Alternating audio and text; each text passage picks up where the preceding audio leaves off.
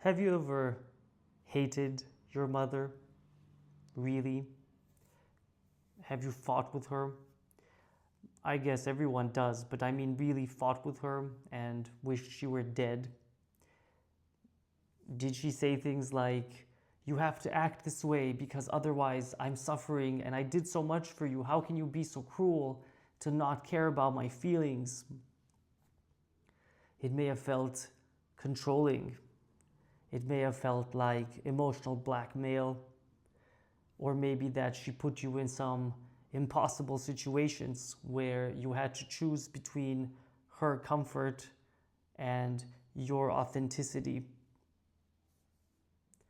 I had a lot of disputes like this with my mother, and I did even wish for her to be dead. She's been gone now for the last 4 years, and I've been doing therapy for many more years beyond that to understand the patterns of behavior that I developed and how that affected me and other people, to understand the suffering that she went through, but also importantly to feel my own pain and the things that I didn't get from her, from the relationship with a mother that a child needs. And this is why for Mother's Day, when I see and hear all these beautiful things about mothers, I wish my mother would have been a good mother, a good enough mother too. She loved me in her own way, but because of the generational trauma that we've had in our family, the suffering she's endured as a child, and her parents as well, it's just been very tricky. And I now am the one who is breaking the generational patterns. And this is why I am doing this work and making this content. So today I thought I would share what I consider to be the core of the dysfunctional dynamic, which is a splitting pattern. This is at the foundation of the personality structure for many people if they're not able to integrate it, because when we are children, we initially see the world as all good or all bad. Are we fed and clean, or are we ignored, feels like we're abandoned, dirty, or whatever else? Most people are able to move past this and create a nuanced view of the world where they're able to see that everything has shades of gray. Mother, father, the self.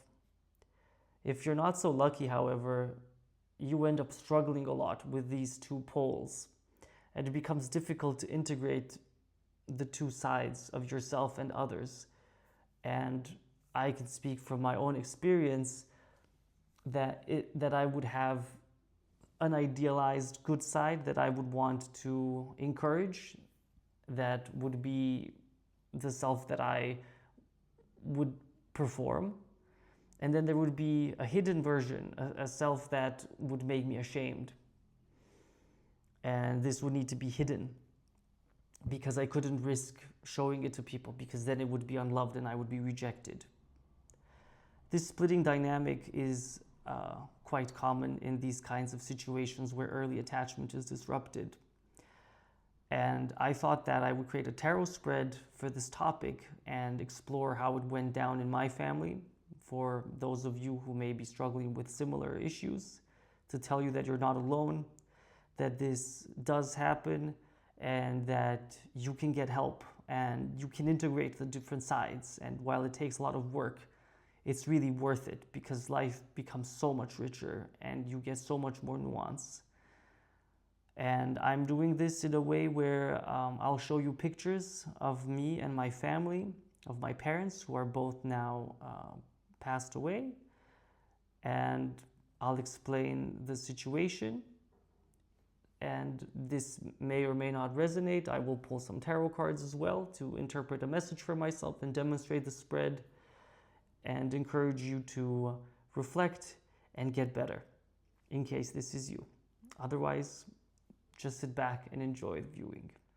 All right, so we're gonna start by shuffling the tarot cards, and I've already been shuffling these for quite a bit, but I just thought we'd, get into it as well. So I'm pulling some with you here live, and I was thinking maybe you think it's weird to do a tarot spread on this topic, but I think it can help with self-reflection actually, and my contention is that it's also useful for psychological well-being. So that's why I want to try this spread now. This is the first time I'm also doing it. I'm doing it here with you. So okay, now I have my cards arranged. So let's start with the first topic here. So the good mother. So my mom, of course, like any mother, I think, she really tried her best. I really loved her a lot. And in this picture, we were at the seaside together with my dad. I think he's the one taking the picture, and I was very excited. We were dressed up nice, in a summery mood. I was very, very happy to be next to her, to be with her. Like I idealized her so much. She was the prettiest in the world, and she was always right, and she was always, my best friend, and she just I couldn't, I always wanted to be with her, essentially. And it seemed that I felt safe, I felt taken care of, at least it seemed like. That sort of one, and she definitely taught me to dress up. She had a great sense of style. She always had these really nice clothes that she would have from a tailor. So with that, the first card that I'm picking up here is like the Three of Swords. Well, this is a pretty sad card. Like the Three of Swords is about heartbreak and grief. And I think, what love did I genuinely receive? I think this grief and the sadness and sorrow here is maybe about the fact that, in a way, she didn't really see me, She saw the image of me. She tried to shape a certain image of me, and she really tried to control me to the point of, that is the thing that she loved. I don't know. There were things afterwards that, we had to talk about, that I came out about my sexuality and things like this, which were really not very well received. She genuinely didn't like those. And the Three of Swords, I think in this case, kind of speaks to the fact that, I didn't feel like she genuinely loved me for me. I felt that she loved the image of me. I loved that she loved what I could do for her. She loved what I can accomplish. That's really, I think, the heart of the issue, here with what hurt here. So we're gonna start, with this card, and I'll put it up here. So this is the first position in the spread. So as she was a good mother, but she did try to teach me, how to dress and how to have good manners and all these things.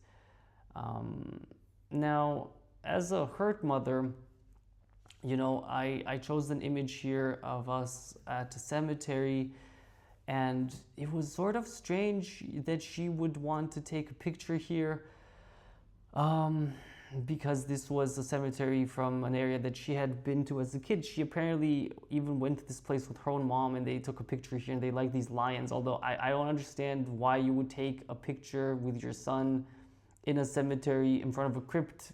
But you could see how she's, holding on very tightly to me. Like, it felt very possessive here.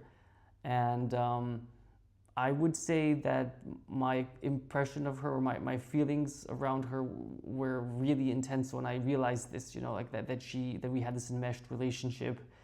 And I don't even have the original photo here, the original physical photo, because there was a point where I thought that if I only burned the photo, I could get rid of the hurt. So it turns out it doesn't work that way. The hurt is still in your head. But like here I have the Magician upright, well, reversed, but I don't really read with the reversals here. So I guess here the Magician probably speaks to me. Like, I think that the wound distorted the way she loved me. Well, it was, I think that she felt so broken inside at some level that she felt that I could really heal it. I could fix it. I could do these things for her. I could somehow be the magical child. And if only she has me, she would be okay. Like, she had such a profound sense of not being okay that she thought that, okay, I have this kid, he does what I need, and this is proof. He becomes proof, that I'm okay, that I'm not a failure, that I'm not a failure as a woman, I'm not a failure as a mother. And so the pressure was for me to be this magician and really, you know, um, make sure that everything will be fine. Like that, and to be fair, in her quest to make sure that I would have all these resources, all the things that I need to be successful, because success was always a big topic for us, and it's something that I think she would have loved to have more of. I mean, she kind of ended up being in a bit of a difficult spot with her research career and got laid off, but she really insisted on education and on me, speaking multiple languages and on learning computer science and all these things. So, but yeah, that was, I think, for really a profound sense of lack and a profound grief that she never really addressed, and ultimately I found out about only on her deathbed, to be honest. So yeah, the wound was about her own father and how she related to men because of that, which brings us to the next image that I chose here, which is in the third position of the missing bridge, where I'm asking what support could have helped us feel whole. And here I have a picture of my parents, and I think I was the one taking the picture. And you could tell my mom is smiling, she's looking at the camera, she's quite happy, but my dad is having this really very stiff, very weird, kind of like he's a soldier in the military kind of position, and he has his hand around her, but like in this sort of a bit awkward kind of way, and he's just looking a bit detached and aloof. And that's because I think I later understood only that for him it was in a sense a burden to still be with her, because she wasn't what he had hoped for. He was looking for a very loving woman, someone who would nurture and mother him, but that's not what she was about. I mean, she needed him to support and help her overcome her wounds, and he needed her to help him overcome his wounds. So that just really didn't work, and then he ended up just being there, and basically out of responsibility didn't want to leave, because he thought, okay, he can't leave his wife and son, but he also resented it, and he was never unfortunately he was really not really there for me. I mean, I have very few memories of him, and he passed away this year, and yeah, unfortunately he just was just not there. He was there but not there, and that's, I think, what this image shows really well. And he just retreated in himself, and unfortunately, yeah, that was not, he wasn't present as a husband or as a father. And I think that if he would have been able to find the strength in him to overcome, or to just be more there with his heart, like things might have turned out differently. But and yeah, here we have the Hangman, and the Hangman is a card that talks about someone who's still kind of, attached. Maybe they're seeing things from a different perspective in this case, but I think that in this case he was still very much attached by his own mother wound. His mother died when he was 2 years old, and he had a very difficult upbringing. He grew up on a farm. He was the sixth child, and his dad remarried, and his new wife was a very mean-spirited woman. And he never really got over that, lack of a mother. And I think he told me later in life that he thought that the most important thing for a child is to have his mother. And so from his perspective, he thought that because he stayed with my mom and he helped provide for us financially, essentially his job was done. Unfortunately, he didn't really realize that a child also needs his father, and I definitely needed my dad to model what it means like to be a man and to do all these things. So yeah, I wish that he could have been there and done that, but I think he was just attached and hung up, upside down, basically, like by his own suffering, and he couldn't really get loose, loosen up on this, and their relationship was not very good because, yeah, I think that he just resented it, and things got a lot better when I moved out and was so successful and got my own job, and like then I could take them on vacations. Like he loosened up some more, but yeah, this was just he just wasn't really there, unfortunately. So this is the missing bridge for me. Like I think it's about my dad, and yeah, my mom didn't have the support she needed, so then she turned to me, and this is actually where because my dad wasn't there, because she was still suffering from her dad, and she needed me to basically fulfill partly the role of sort of a replacement partner for her, and I mean, but part of that also, that was sort of more minor, but the biggest one was that she needed to make sure that I was one of the best in my class, that I performed, that I would recite poetry, that I got the best prize, that I studied the right things, that she needed me to be someone that she could be really proud of for what I accomplished, because she couldn't be proud of herself. And that really made me feel like I can't, not perform. I mean, in Romania, where I grew up, we had we would get grades from 1 to 10, and every time I got less than a 9, it was already like a huge tragedy, so it was like a really bad thing. So yeah, I needed to perform, and if I didn't, I mean, it was really bad, and I just got to learn that I'm only lovable when I do perform, right? When I do deliver, when I make her proud. So that just created this very, very deep hunger for, working and striving and accomplishing, which, has helped me move very far, but also has meant that I've had a hard time relaxing.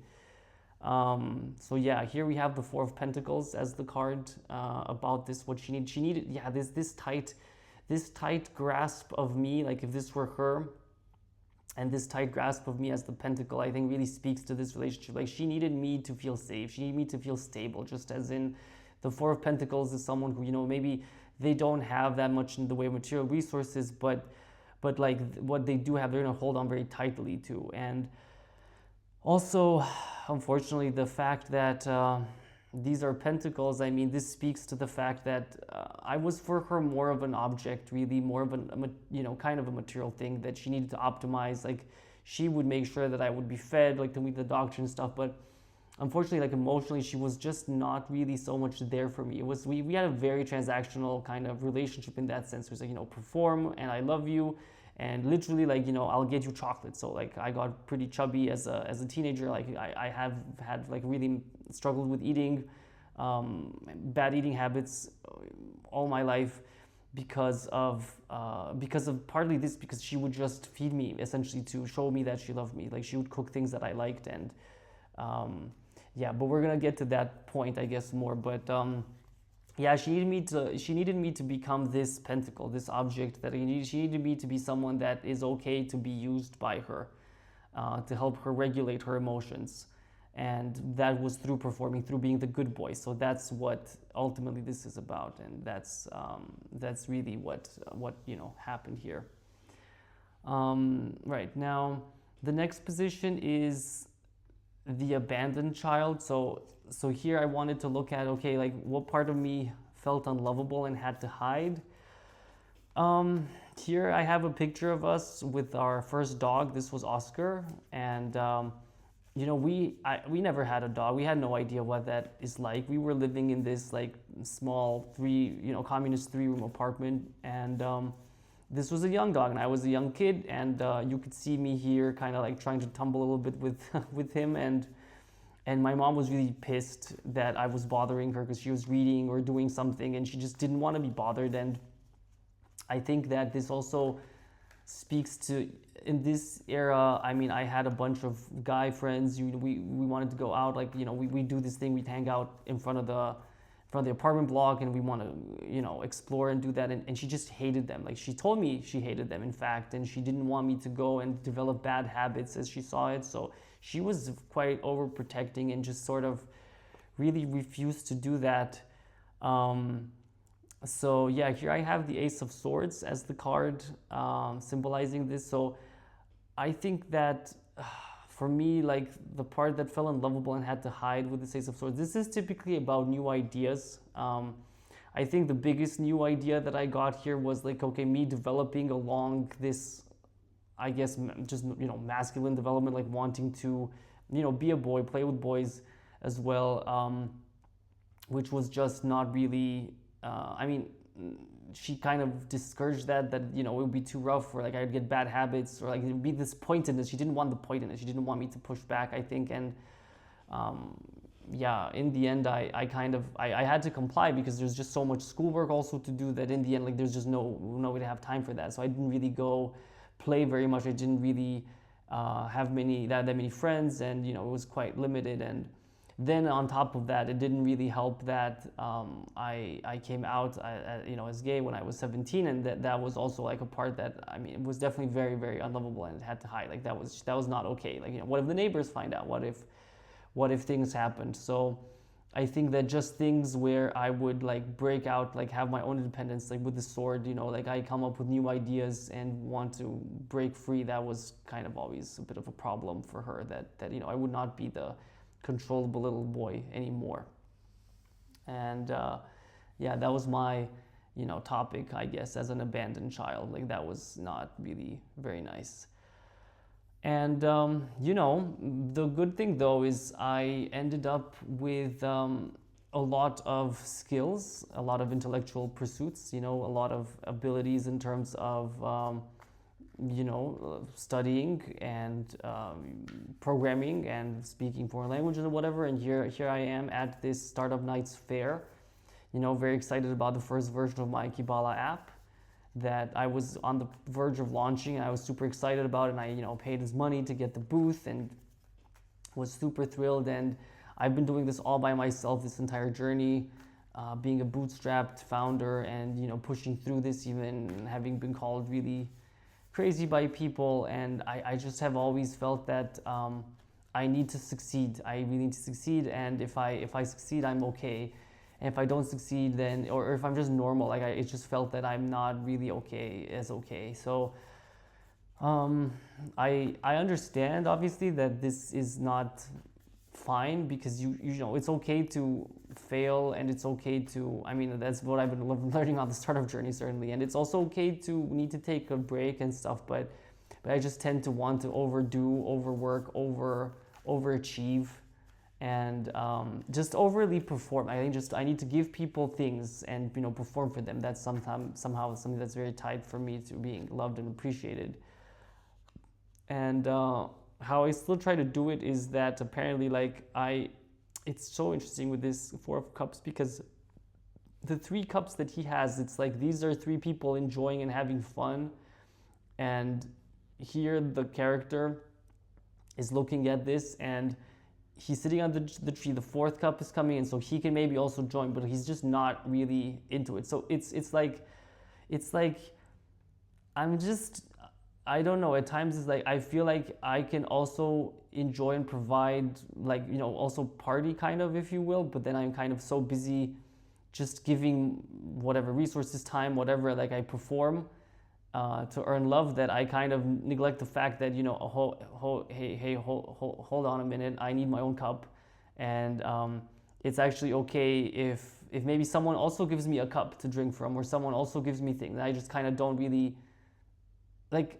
It's like I don't even notice, or I don't even accept it at times, not because I don't need it, but it's just because, like, well, I'm just used to not getting anything, so why would I even, so that's, yeah, I think it's important here to realize, for people also living through this, like just important to realize what are your needs, and also being able and open to receive things as well, and to enjoy them, and not just always feel like you need to just like focus and be on the outside. You can be on the inside and you can also enjoy.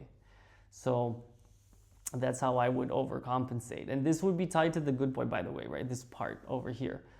And of course, as that kind of happened, there was the flip side. So I needed to switch to protesting adult, because at one point, like, this shit kind of was no longer me, and I needed a way to rebel. And I mean, of course, I rebelled through the sexuality against my mom in some sense as well. I mean, but I felt that I needed to rebel a bit against society at large. And I had this very, I mean, I'm having this very mild, like, you know, oh, like rebellious phases, and I smoke weed. Like, this is like hardly very serious, but cannabis for me has been a very interesting relationship. I've done it for years now, and I know that cognitively it's not helpful, right? Like it gets me to forget. I become less mentally sharp, but I would do it very much after having worked a lot, you know, because I need a break, and I feel like this is something that not only it's sort of something that for me like forces me to stop, because like, you know, once you're stoned, you know, you're just slow. So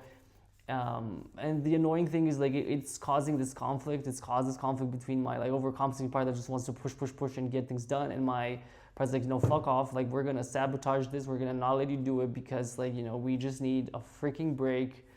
But it would just be more helpful if I simply took a break when the time, you know, was right. And yeah, the card here is the star. So that's very interesting. Yeah, because this seems like this is not, like, it's pretty hopeless, you know, honestly, when you deal with a kind of addiction or you use it. It's not even so much an addiction because I could always stop, but it's just more like it's been a way for me to regulate the amount of work I do, or regulate how I, you know, go about thinking, or even connect to parts of my mind that I haven't been able to, you know, connect to because I was just too busy being in this like super, you know, compliant mode. And yeah, I think that this is something that I've been realizing more and more. So I've been stopping this because it's just really not serving me at this point in my life, and what I need to be and what I need to do. And yeah, I'm trying to really kind of just move past, like, maybe if I'm gonna do it, just do it with friends and stuff, but like, this is not very helpful to do it by yourself, to just, you know, get down. Like, it's just better to, you know, rest in other ways, like just take a day off or whatever, and not smoke up. Which finally brings me to my overall last bit, the integrated adult. So this is now me in my most recent self, I guess. This is me on social media as well. This is me doing the new kind of work, and I am trying to hold the whole truth now. I mean, I've always known that, you know, nuanced views of people are part of mental health, and I have been making a lot of progress on it as well. And I think, you know, it's still a challenge, right? Because there's always a tendency when emotions, you know, come up and they're quite extreme that, you know, at times, I mean, it's gotten a lot better, honestly, like in the last couple of years. But yeah, like being able to hold multiple truths. So I think that's why now I'm so into doing this work where I'm doing technology and spirituality, or I'm doing, you know, I guess science, yeah, and mysticism, or whatever you want, right? But I always try to have a view of both, and this is because I've been trying to resolve things, or just, you know, see the whole picture, not split, not say this is good, that is bad, this is, you know, or my mom was like a horrible monster. She wasn't really, I mean, she was just very hurt, and I was also very hurt, and I've also hurt people, unfortunately, right? And I've been hurt, so it's like, okay, let's just not do that. Let's just see things for what they are. And what a nice card to end the reading, because here the message of this one is the Zero of Swords. This is one of the new Kabbalah cards that I made, and this represents the idea that we are really all, at the end of the day, just thoughts in the minds of God, in the mind of God. That these past patterns and emotions and all this, like, you know, all these swords that I've been seeing also in this pattern. I mean, I'll make a whole screenshot with the entire set of cards, but that these are just things that we can let go of. Like, I can let them pass, and it doesn't define me.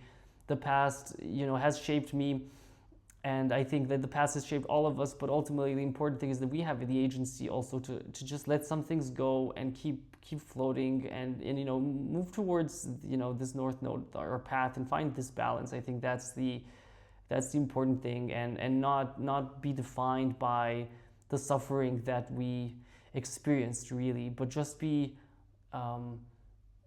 be defined by who we choose to become, and that is complex, and that requires multiple sides. And I hope that this is something that many people can achieve, because the nuanced perspectives is a sign of maturity, and this is where I'm headed. And I think it's good to keep also the broader perspective that this is this is more fluid, if you will, or more airy than I thought, and not so fixed as I used to think or I was fearful of. So with that, I mean, these were all of my positions. I think just reflecting on all of the cards real quick. I mean, I started with the Three of Swords here being the good mother. This was sort of the bad mother, what she needed from me. And I need to master things through even with the hurt. And here my dad, like, this was the big theme, like, and this, I think, with the Hangman, this struggle around my dad that he experienced also with the whole issue around masculinity, this has been a thing that has been on my mind for so many years, and I've been really working and have made so much of an effort. Now I feel like the man that I've grown to be, and I feel mature, I feel capable, I feel initiated, I feel confident, I feel brave, because I've done so many things that have shown me that. So in a sense, I've taken care of my parents, ultimately until the end. So I feel like this got really, really, really resolved. And in terms of what what she needed me to be versus what was abandoned. I have these two cards with the Four of Pentacles and the Ace of Swords. I mean, there were some ideas, maybe there was some, perhaps even perceptions, I could say, looking back at this. There's lots of swords in this for me. But I think that there were parts of me that I had to suppress. Like I have had a hard time not being able to really listen to the voice in my head, to my inner, because it was just so quiet. Like I had just suppressed. I was very dissociated, also very much head in the sky here. Like when I was really young, I used to think, like in my 20s, I couldn't feel any emotions at all. I was just so anesthetized. I felt like a robot. And because I was literally this little pentacle. I was just that object. So that was a pretty difficult time. And on the topic of how I ended up as an adult, right? Like the overly compliant self, just always, looking from the outside, not really enjoying, not really getting a cup, just kind of here being like, feeling like he's detached, he needs to be good. And weirdly enough, with this, like the cannabis use and stuff like that, for me, honestly, it's also helped me. I mean, it's not really completely bad. I mean, I got into weed in the first place anyway because it actually helped me understand that there's emotional truth for the first time. It was the substance that helped me, because it's also like the psychedelic. So it actually helped me understand for the first time that there's some emotional truth to things, not just a logical truth, which for me was a really mind-blowing thing to experience, that these two dimensions are in fact independent, that something can be emotionally true and or rather I should say that something can be logically true but emotionally can also hurt very badly, or that emotional thinking is not always I mean, I knew that emotional thinking was wrong, but just that it really